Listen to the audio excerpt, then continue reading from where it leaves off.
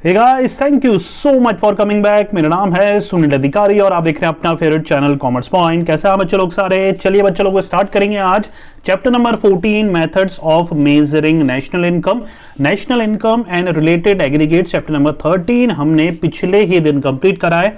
I hope so आपने video देखा होगा। इनकेस कोई भी वीडियो अगर आपसे मिस हो गया है, माइक्रो इकोनॉमिक्स की पूरी सीरीज मिस हो गई है या फिर मैक्रो के कोई भी वीडियो अगर आपसे मिस हो गया है, डिस्क्रिप्शन में प्लेलिस्ट मिल जाएगी। एक एक चैप्टर का, एक एक टॉपिक का वहां से वीडियो देख सकते हैं। राइट, चलिए स्टार्ट करते हैं आज का video. Methods of measuring national income. देखिए यहां पर इस चैप्टर में थ्योरी भी है, 50% थ्योरी है और 50% प्रैक्टिकल है। तो आज पार्ट फर्स्ट है जहां पर हम जितना भी थ्योरेटिकल पार्ट है इस चैप्टर का सब कुछ देखने वाले हैं। पार्ट सेकंड में 14 चैप्टर, इसी चैप्टर के पार्ट सेकंड में जितने भी टॉपिक वाइज न्यूमेरिकल्स हैं सब कुछ हम देखने वाले हैं। थ्योरेटिकल पार्ट उतना ही जरूरी है जितना न्यूमेरिकल है, क्योंकि थ्योरेटिकल में मैं आपको सारे फॉर्मूले बताऊंगा, स्टेप बताऊंगा, सॉल्व करने का तरीका भी बताने वाला हूं। चलिए स्टार्ट करेंगे। देखिए there are 3 methods of measuring national income. Basically 3 तरीके होते हैं नेशनल इनकम को कैलकुलेट करने के। पहला है वैल्यू एडेड और प्रोडक्ट मेथड भी इसको बोलते हैं। क्या बोलते हैं? वैल्यू एडेड या फिर प्रोडक्ट मेथड। दूसरा क्या है? Income method. तीसरा है एक्सपेंडिचर मेथड। एक एक कर हम ये तीनों मेथड पढ़ते हैं, फिर आगे के और भी कॉन्सेप्ट है हम वो भी पढ़ने वाले हैं। चलिए स्टार्ट करेंगे वैल्यू एडेड मेथड। देखिए वैल्यू एडेड मेथड क्या है? Value added method is a method which measures domestic income by estimating the contribution of each producing enterprises in the domestic territory of the country in an accounting year। देखिए simple सा मतलब है, क्या होता है? Value added method is a method which measure domestic income. ये domestic income को measure करता है। कैसे एस्टिमेट लगाता है? Contribution of each producing enterprises, मतलब जितने भी हमारी कंट्री में डोमेस्टिक टेरिटरी में एंटरप्राइजेस है, कंपनीज हैं, बिजनेसेस हैं, वो थ्रू आउट द ईयर कितना प्रोड्यूस कर रहे हैं, वो हमारी क्या बनती है? वैल्यू एडेड मेथड बनता है। राइट, क्या होगा? Each producing enterprises in the domestic territory, मतलब जो भी एंटरप्राइजेस है, बिजनेस है, वो थ्रू आउट द ईयर कितना इनकम अर्न कर रहा है, डोमेस्टिक इनकम कितनी अर्न कर रहा है, हम उसको क्या बोलते हैं? वैल्यू एडेड मेथड बोलते हैं। इसमें देखिए फॉर्मूला बहुत ज्यादा इंपॉर्टेंट है, GVAMP। जब भी आपको बोला जाए यार आपको ये आइटम्स दिए गए हैं, इस आइटम्स के थ्रू आपको वैल्यू एडेड मेथड के थ्रू क्या फाइंड आउट करना है? नेशनल इनकम फाइंड आउट करना है। तो सबसे पहला हमारा क्राइटेरिया रहेगा वैल्यू एडेड मेथड में GVAMP निकालने का। क्या रहेगा? GVAMP निकालने का। अच्छा, GVAMP बोल लो या GDPMP बोल लो, आई रिपीट GVAMP बोल लो या फिर GDPMP बोल लो, बात एक ही है। राइट, तो GDPMP और GVAMP सेम होंगे। इक्वल्स टू फॉर्मूला क्या होगा? Value of output minus intermediate consumption. क्या होगा? Value of output minus intermediate consumption. पूरा बच्चों क्लियर? कोई कंफ्यूजन तो नहीं हो रहा? तो ये फॉर्मूला हमें अच्छे से लर्न करना है। अब वैल्यू ऑफ आउटपुट कैसे निकालते हैं? Sales plus change in stock. Simple सा। वैल्यू ऑफ आउटपुट कैसे निकलती है? सेल्स दे रखी होगी और चेंज इन स्टॉक दे रखा होगा। अगर चेंज इन स्टॉक नहीं दे रखा तो हमें क्लोजिंग और ओपनिंग बैलेंसेस दे रखे होंगे, तो क्या करना है? हमें क्लोजिंग में से ओपनिंग माइनस करना है, तो आ जाएगा हमारा चेंज इन स्टॉक। समझ में आ रहा है? कोई कंफ्यूजन? चलिए इंटरमीडिएट कंजप्शन की बात करें तो डायरेक्टली गिवन होगा, या फिर रॉ मटेरियल, फ्यूल, पावर वगैरह को अगर ऐड कर देंगे तो हमारा इंटरमीडिएट कंजप्शन हमारे सामने आ जाएगा। हो रहा है बच्चों क्लियर? चलिए आगे बढ़ते हैं। इनकम मेथड क्या होता है? देखिए according to this method national income is estimated. कैसे एस्टिमेट होती है? Sum total of factor income, मतलब सम टोटल कर दो फैक्टर इनकम। फैक्टर इनकम क्या है? वो इनकम जो हमें फैक्टर सर्विसेज प्रोवाइड करने पर हमें मिलती है। Factor income generated by normal resident of a country, मतलब हम जो आम नागरिक हैं, हम लोग जब थ्रू आउट द ईयर कोई इनकम अर्न करते हैं, फैक्टर सर्विसेज मतलब हम कहीं फैक्ट्री पे वर्क करते हैं, कहीं ऑफिस में जाके वर्क करते हैं, इन रिटर्न जो भी हमें इनकम अर्न होती है, नॉर्मल रेजिडेंट है हम, थ्रू आउट द ईयर एक अकाउंटिंग ईयर में, हम उसको क्या कहते हैं बच्चों? इनकम मेथड के थ्रू हम उसको नेशनल इनकम कैलकुलेट करना बोलते हैं। अब जब भी इनकम मेथड की बात आती है तो बात आती है NDPFC। आई रिपीट, जब वैल्यू एडेड मेथड की बात आएगी तो हमें याद रखना है GDPMP हमें फाइंड आउट करना है। इनकम मेथड में हमें NDPFC फाइंड आउट करना है। क्या फाइंड आउट करना है? NDPFC। राइट, NDPFC को हम डोमेस्टिक इनकम भी बोलते हैं, ये हमें याद रखना है। फॉर्मूले की बात करें, COE compensation of employees plus OS operating surplus plus MI mixed income.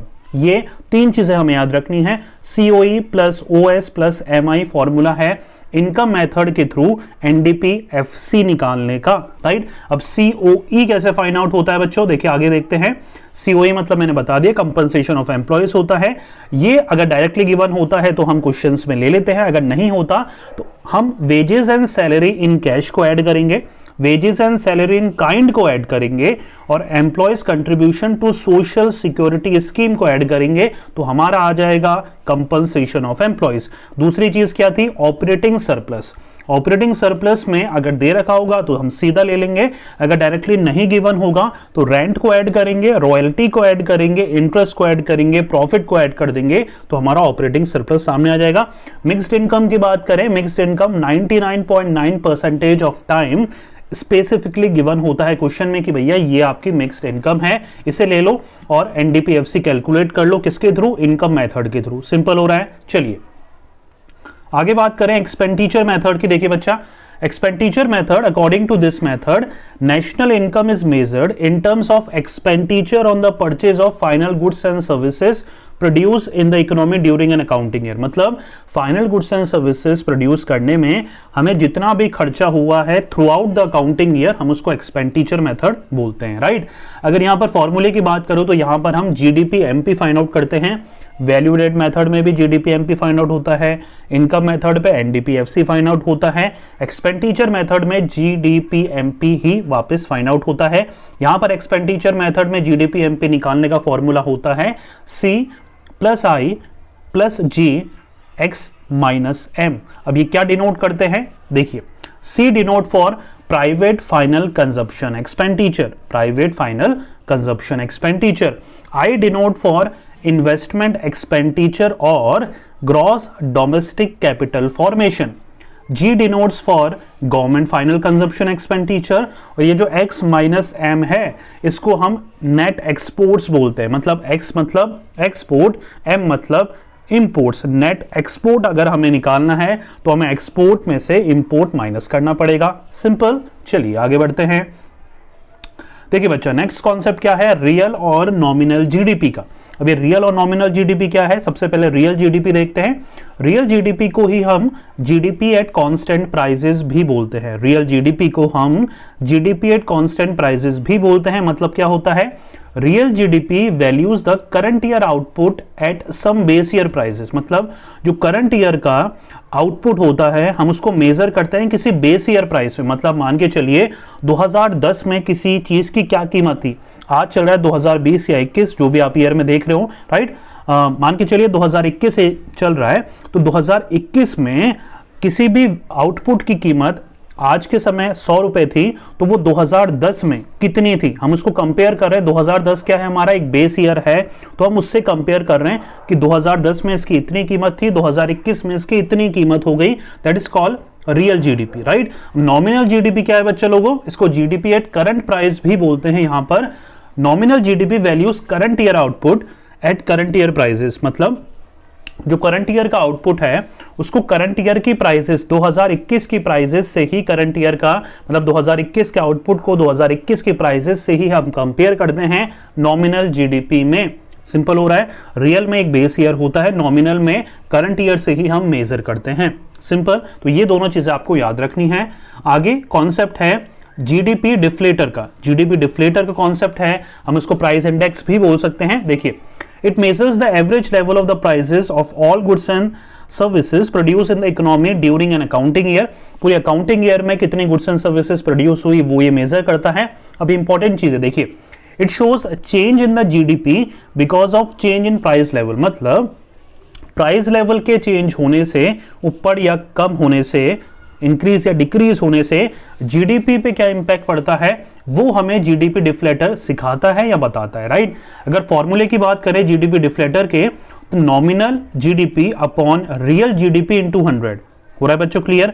Nominal upon real into 100, right. अब अगर क्वेश्चन में रियल फाइंड आउट करने का बोलेगा तो जीडीपी डिफ्लेटर उसके नीचे हम ले आएंगे, real GDP equals to nominal GDP upon GDP deflator, ये प्राइस इंडेक्स इनटू 100, राइट। अगर नॉमिनल बोलता है तब भी हम शिफ्ट करके फॉर्मूला चेंज कर सकते हैं, तो हमें ये फॉर्मूला अच्छे से ध्यान रखना है क्योंकि इससे रिलेटेड हम न्यूमेरिकल्स भी करने वाले हैं, right.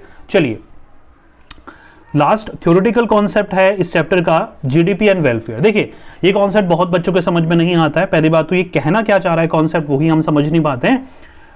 Majority of the time ये माना जाता है कि किसी भी कंट्री की अगर जीडीपी ग्रो कर रही है तो उस कंट्री का वेलफेयर हो रहा है। वेलफेयर इन द सेंस है जितने भी सेक्शंस ऑफ सोसाइटी है, रिच है, पुअर है, मिडिल क्लास है, लोअर क्लास है, अर्बन है, रूरल है, सब कुछ अच्छा चल रहा है या सब कुछ का डेवलपमेंट हो रहा है, ये माना जाता है।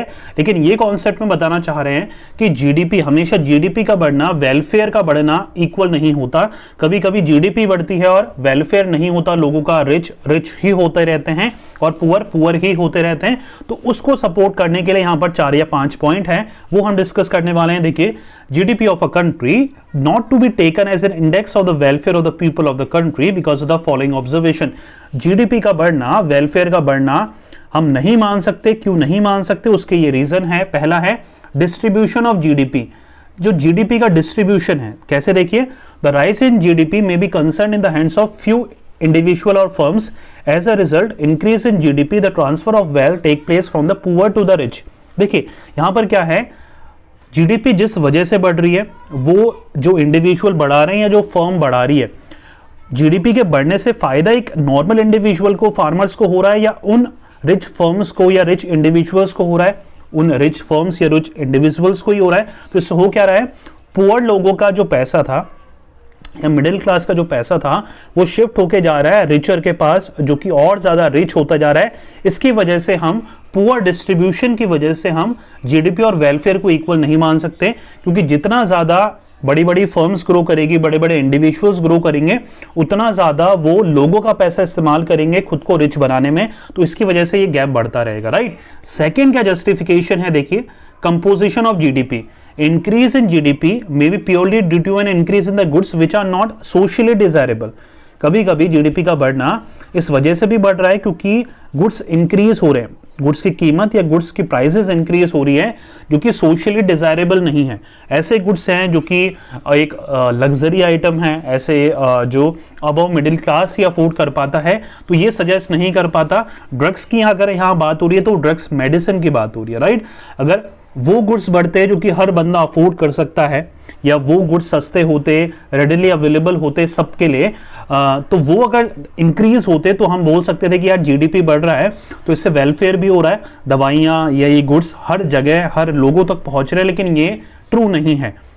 जीडीपी के इंक्रीज होने से प्राइसेस इतनी ज़्यादा हैवी या हाई हो जाती है कि एक नॉर्मल बंदा या लोअर मिडिल क्लास बंदा, बिलो पॉवर्टी लाइन बंदा अफोर्ड नहीं कर पाता है, राइट। आगे है नॉन मॉनेटरी एक्सचेंजेस। अब यहां पर क्या है, देखिए payment to farm labours are often made in kind rather than in cash. मतलब अभी भी गांव दराज में बार्टर सिस्टम चलता है, मतलब गुड्स के बदले गुड्स ही हम प्रोवाइड कराते हैं उनको, और वहां पर जो मालिक होते हैं जो खेतीबाड़ी करवाते हैं वर्कर्स से, वो उनको कैश पेमेंट नहीं करते हैं, वो गुड्स इन काइंड देते हैं। मतलब उनको खेतीबाड़ी करने के बदले उनको खाना दे दिया या कुछ ऐसी चीजें दे दी जिनको उनकी रिक्वायरमेंट है, लेकिन कैश पेमेंट नहीं करे। तो इसका सिंपल सा सिनोनिमस क्या निकला, such transaction are not counted in the GDP. और वो जो बार्टर सिस्टम के थ्रू ट्रांजैक्शन करे गए हैं वो जीडीपी कैलकुलेट करते वक्त इंक्लूड नहीं होते, कैलकुलेट नहीं होते। तो हम किसी भी तरीके से ये नहीं बोल सकते थे कि जीडीपी का इंक्रीज होना वेलफेयर भी इंक्रीज कर रहा है उन फार्मर्स का या उन किसानों का, right. Fourth one, externalities. Externalities क्या होता है बच्चे लोगों, देखिए it refer to the benefit of firm, benefit और हार्म, राइट। मैं यहां पर पहले क्लियर कर दूं, it refer to the benefit और हार्म, मतलब या तो फायदे या फिर नुकसान अ फर्म और an individual causes to another, या बेनिफिट या फिर नुकसान एक इंडिविजुअल या फिर एक फर्म कॉज करता है किसी और को, विच इज नॉट पेड। पेड और पनिश्ड दोनों चीजें हो सकती है, विच इज नॉट पेड। देखिए यहां पर मैं एग्जांपल के थ्रू ये चीज समझाता हूं। मान के चलिए एक्सटर्नलिटीज में हम एक एग्जांपल देखते हैं कि यहां पर जो फार्मर्स होते हैं, मान के चलिए या एक नॉर्मल इंडिविजुअल्स ही देख लो कि अगर हम पब्लिक प्लेसेस यूज करते हैं, पब्लिक प्लेसेस यूज करते हैं तो वो क्या है हमारा बेनिफिट्स हो गया। मतलब एक नॉर्मल इंडिविजुअल के लिए पब्लिक प्लेसेस में अगर वो वहां पर यूज कर रहा है, जा रहा है, तो वो हमारा बेनिफिट हो गया, राइट। तो वो एक्सटेंटलीज हो गई। मतलब क्या हो गया, it refer to the benefit of firm or और इंडिविजुअल कॉस्ट टू अनदर। मतलब गवर्नमेंट ने पब्लिक पार्क्स बनाए नॉर्मल पब्लिक के लिए और पब्लिक उनका इस्तेमाल कर रही है, तो वो बेनिफिट हो गया। हार्म क्या हो गया, यहाँ पर जो इंडस्ट्रीज वगैरह है, मतलब ग्रो हो रहे हैं, इंडस्ट्रीज ग्रो कर रही है, तो उनका जो पॉल्यूशन वगैरह कॉज कर रहे हैं वो हमारा क्या हो गया, नेगेटिव एस्पेक्ट हो गया। तो it refer to the benefits और हार्म अ फर्म और an individual causes to another for which is not paid और पनिश्ड। मतलब अगर आप पब्लिक ट्रांसपोर्ट यूज कर रहे हो, पब्लिक कोई गार्डन में जा रहे हो जहां पर आप पेमेंट नहीं कर रहे, आप दूसरी जगह क्या है उसके लिए भी आप पेमेंट नहीं कर रहे हो, एक इंडस्ट्रीज वगैरह अपना जो गंदगी है, अपना पॉल्यूशन क्रिएट कर रही है, उसके लिए भी क्या उसको पेनल्टी इंपोज हो रही है, नहीं हो रही, राइट। तो ये एक्सटर्नलिटीज हैं जो कि इग्नोरेबल है या इग्नोर करी जाती हैं, चीजें जिनको इग्नोर नहीं करना चाहिए था। मतलब ये वो चीजें हैं जिनका कोई अकाउंटेबिलिटी ही नहीं है, राइट। कि पब्लिक के लिए जो पार्क्स वगैरह बनाते हैं गवर्नमेंट वगैरह, या गवर्नमेंट जो फैसिलिटीज प्रोवाइड कराती है, वो किस हद तक पब्लिक इस्तेमाल कर रही है, पब्लिक कितना उससे बेनिफिट ले रही है, इसका कोई मेजरेबिलिटी इंडेक्स नहीं है। रिसेंट का एग्जांपल लूँ तो जो गुजरात में जो हमारा एक मॉन्यूमेंट बना है उसका अगर एग्जांपल लें तो वहां पर क्या है, वहां पर गवर्नमेंट ने बना दिया, लेकिन जितना रोजगार वगैरह एम्प्लॉयमेंट जनरेशन का आइडिया था वहां पर उतना नहीं हो पाया, राइट। तो भाई ये सारी चीजें भी एक्सटर्नलिटीज का पार्ट है जो कि सिनोनिमस है। जीडीपी बढ़ेगा तो जरूरी नहीं है सबका वेलफेयर हो, राइट। इकोलॉजिकल डिग्रेडेशन में वही चीज है, with rise in GDP there will be rise in industrialisation and urbanisation. जैसे जैसे जीडीपी इंक्रीज होगा, इंडस्ट्रियलाइजेशन बढ़ेगा, अर्बनाइजेशन बढ़ेगा, जो कि पॉल्यूशन कॉज करेगा, वाटर नॉइज पॉल्यूशन कॉज करेगा, और इकोलॉजिकल डिग्रेडेशन करेगा एनवायरमेंट का, जो कि वेलफेयर एक्टिविटी या किसी भी वेलफेयर ऑफ द पीपल के लिए भी अच्छा नहीं है, वेलफेयर ऑफ द नेशन के लिए भी अच्छा नहीं है। तो ये डाउन साइड है, मतलब डाउन साइड इफेक्ट है कि जीडीपी के इंक्रीज होने का। जीडीपी इंक्रीज होगी तो भैया ज़्यादा से ज़्यादा इंडस्ट्रीज खुलेगी तो जो मतलब पॉल्यूशन का जो लेवल है, आप यहाँ पर ओजोन लेयर के बारे में बहुत सुन रहे हैं, एनवायरमेंटल साइड इफेक्ट के बारे में बहुत सुन रहे हैं, तो ये सारे कहीं ना कहीं जीडीपी इंक्रीज होने के ही मेन रीजंस है, राइट बच्चा। तो ये 5 हमें जो हमारे क्या थे काउंटर पॉइंट्स थे या लिमिटेशंस थी, या फिर आप इनको फीचर्स बोल सकते हैं जीडीपी एंड वेलफेयर के, जो कि हमें ध्यान में रखने हैं। पूरा बच्चों क्लियर? तो ये हमारा जितना भी थ्योरेटिकल पार्ट था चैप्टर नंबर 14, अगर आप में सेकंड है तो सेकंड है, नेशनल इनकम का हमारा मेजरमेंट ऑफ नेशनल इनकम का हमारा ये सारा थ्योरेटिकल पार्ट था। अब नेक्स्ट पार्ट में हम जितने भी प्रैक्टिकल न्यूमेरिकल क्वेश्चन है वो हम देखने वाले हैं, तो जुड़ना मत भूलिएगा। मिलेंगे नेक्स्ट वीडियो में। Thank you so much.